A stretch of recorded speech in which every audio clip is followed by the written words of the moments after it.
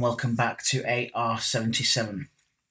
Finally, I've managed to get my hands on this beast of a replica air pistol. I've been wanting one of these for quite a long time now. I kind of held off getting the non-blowback version. I was hoping that one of these was in the works, and lo and behold, Umarex released one, I think a couple of years ago, maybe a year or so ago. And from that point, I wanted to get my hands on one. But then there were other guns in the way that I kind of wanted to get this or that, and new things came out that were more available. My gun shop, my local shop where I buy my pistols, they had a few of these in and they sold out very quickly. Then there was a little thing called COVID-19, and the shop's shut and blah, blah, blah. Anyway, as things are now getting back to normal, they got some back in. So I jumped on the opportunity and bought myself this. This is the Umarex H&K USP blowback CO2 powered 4.5mm BB replica air pistol. Based obviously on the H&K USP, and it is a very close replica indeed. Let me share it with you. This is a lovely, lovely pistol. We have at the front there, H&K USP. My camera will focus. We have here what I think you would call a proprietary, is it? Maybe that's the wrong word. I'm always asking you to correct me, aren't I? Sorry. It's not a Picatinny rail, it's kind of a rail, a proprietary rail, I think you call that, specifically for the USP. So I'm sure you could attach something if you had the right adapter, but I quite like it. It keeps the lines of the pistol nice and clean. You have this little bit of a giveaway here. Caliber 4.5mm, .177. Tastefully etched into the slide there. This is a full metal slide. Some nice serrations at the back there. Nice bit of distance between them. It's quite a chunky thing. It's definitely a full-size pistol. Definitely a heavy pistol. It feels like there's a bit more to it than the Glock 17, the Gen 4. It's obviously chunkier than a 1911. It's more similar, I would say, to the styling of Sig Sauer pistols. Certainly around the kind of the back here, and it's got that kind of German precision, good engineering kind of quality feel to it. It feels a lot when it's in your hand. Yeah, lovely pistol. So, where was I? It's the full metal slide here. The rest, the lower is polymer. The frame is polymer, as per the real pistol. That's exactly what they're like. That is accurate to the real pistol. That's where that would be. Wouldn't have that there. Would have that there. This is really quite aggressive texturing here on the grip, and here these kind of, they're like little pyramids stuck up front and rear, and they really, if you squeezed it tight enough, you really feel them digging in. They're really good. I think this was designed for Spec Ops, this pistol. Again, I might be talking out of my behind, but I think there was a tender in the early 90s for a kind of special operations pistol, and I think this was entered and potentially won. I don't know. I'm not really up on my history. I've seen this in countless movies. I've seen gun reviews on these H&K USPs, and I've just always thought they really kind of tap into what I like styling wise, like with the SIGs and things, and it's a nice big chunky pistol, and this seemed like a really good replica. Let's continue the walk around. There's a real danger that I'm just going to get carried away at every little aspect of this pistol. It's got a really nice, really large open trigger guard there, which I think implies the fact that it's intended as a service weapon. Somebody would be wearing gloves chunkier than these little latex things, and that implies that there's space there for that. You have underneath here, you've got it's quite intense kind of shaping to the trigger guard. A bit of serial information there. CO2 in your mag there. We'll talk about that in a little bit. At the front, we've got this recessed barrel there. Recessed or recessed? You decide. And this almost sort of hexagonal kind of shaping to the end of it. Really quite an aggressive muzzle there to the pistol. Sights are really good. White dot front and rear. Really clear. Nice. I quite like a nice narrow notch at the back there. Just makes it all the more accurate, or makes your aim all the more accurate. Doesn't make the gun any more accurate necessarily. We have at the back here our safety. So we have fire and we have safe. Talk a little bit more about that in a bit. Let's have a look at the other side. So again, some really nice markings. HK. What have we got here? Licensed trademark of Heckler and Koch. Yeah, not much else going on this side. It's not an ambidextrous safety. It's not an ambidextrous slide catch. It's just as it is. I think looking at that, if you were to buy the real firearm, you'd be able to switch the direction of that. But that ejector rod there looks like it's possibly a separate piece. So that's a nice detail, although it doesn't quite function. It's a nice detail. Really good weight to this pistol. Really nice gun. So it's a polymer pistol with a metal slide from the kind of early 90s and on and on and on. Still used to this day. I've seen these in holsters in airport security around the world. You see these crop up everywhere. They're just a reliable pistol, the H&K USP. It's just a reliable, well-engineered gun. And this cousin of it, you know, this airgun replica feels the part. It feels the part. So for a replica collector, this is one of the best replica pistols I've held, I would say. I'll go so far as to say that. I think this is up there with the Glock 17 Gen 4, I think is really good. I think the Springfield Armory XDM is extremely good. And the, you name your KWC 1911, you know, the Tanfoglio Witness or the Remington, it's up there with the better ones. And this is towards the top of that shortlist as well. For me, in terms of my favourite pistol at the moment, never mind that I like SIGs and I like 1911s, favourite pistols at the moment are definitely this and the Springfield Armory XDM, without a shadow of a doubt.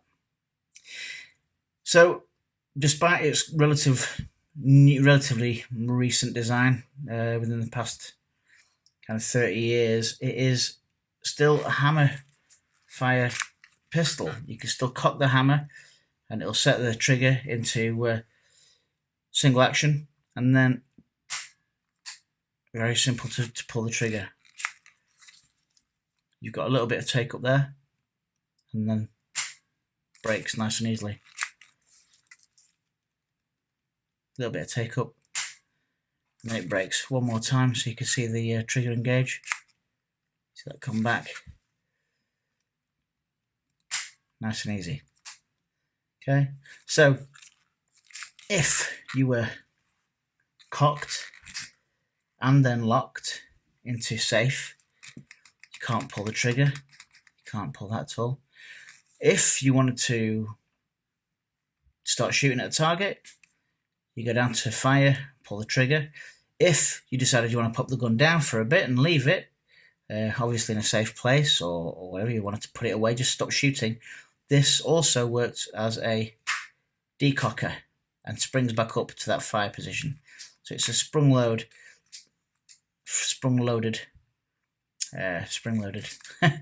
decocker, which is really nice, really nice touch to the pistol itself. Never mind the replica pistol. So yeah, if you do that one more time, cocked, locked, decocked. Yeah. Most of the time though, I'm guessing you'll be racking that slide, shooting it that way.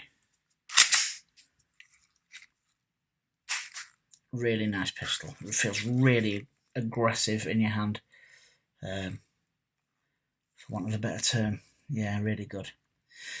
Let's have a look at the magazine.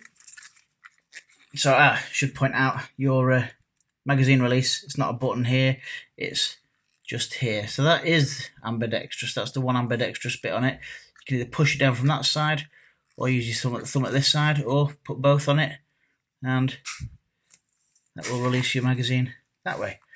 If I do that and there's a bit of gravity, it will release it like that. Again, nice, no cut out here. You don't have to see the CO2. You know, if you looked at it from there, other than the plastic bit, you'd think that was a regular magazine from a USP. Roll it over a touch. There's your spring. You can just pull that. Let me get it on camera. All the way down. It's a very strong spring, but you can get a BB in that. See that little hole just there? You can get a BB in there, and then they'll roll up to the top, and then you release the spring with your little rubber glove. Yeah, so it's a very strong spring. That's not going to go anywhere, and your CO2 goes in the bottle, in the bottom, not in the bottle, as standard. Your 12 gram CO2 cartridge cylinder. Comes with an Allen key, comes with a few BBs. That's a really good, weighty magazine. Certainly adds some weight to the gun. I think the magazine and the slide itself add quite a bit of the weight. Another bonus is you can field strip this pistol. So, at the risk of completely losing my camera, let's do that. So, you would send the slide all the way back, yeah, and then you bring it forward just to about there. Push this slide catch, make sure it's lined up properly. That'll come out, pop that there. Yeah, and then your slide will just easily come off like that.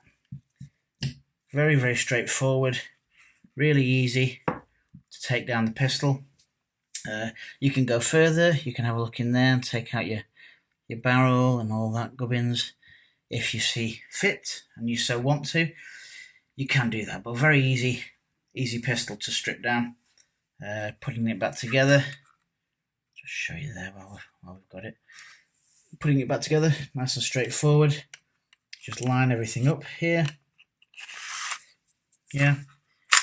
Send it back. I'll just hold that there while I grab this, and just as it comes forward here, there, when it's lined up like that, yeah,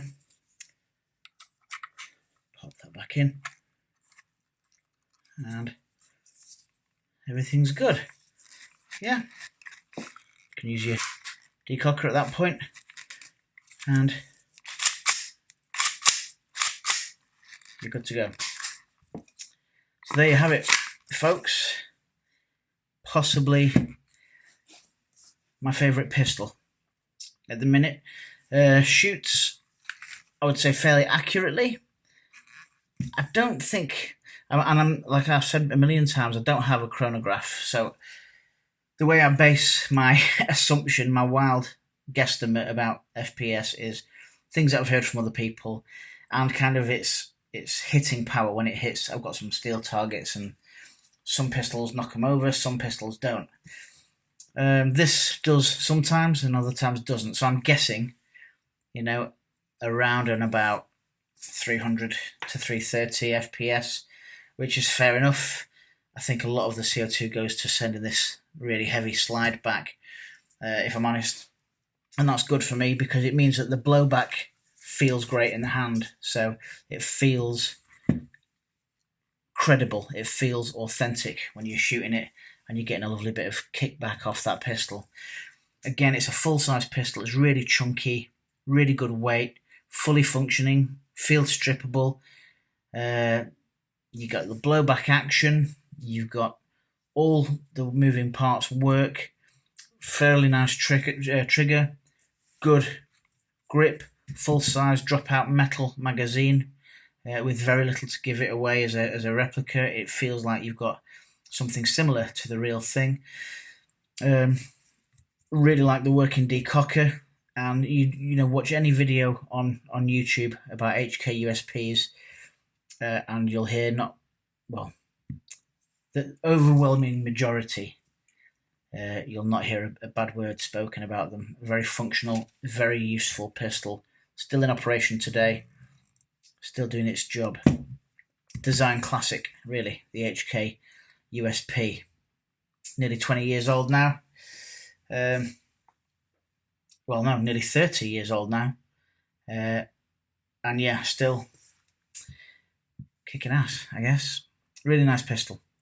I think I've said that about 100 times during this video, but I really want to emphasize it. This is not, I mean, they're not cheap. They're not like 100 quid. They're closer to 150 quid. So it's an investment. If you only bought one pistol, I've probably said that on other videos as well, but if you only bought one pistol, if you wanted to buy one replica air pistol that did everything, that looked the part, you could take it down and play with it like that. It's got a full magazine. You can drop that out, and you know, everything, all the switches and bells and whistles fully function, and it looks just like the real thing. This would be a good way to go, especially if you like this kind of styling, this kind of geometric German style kind of weapon design. This would be a good way to go.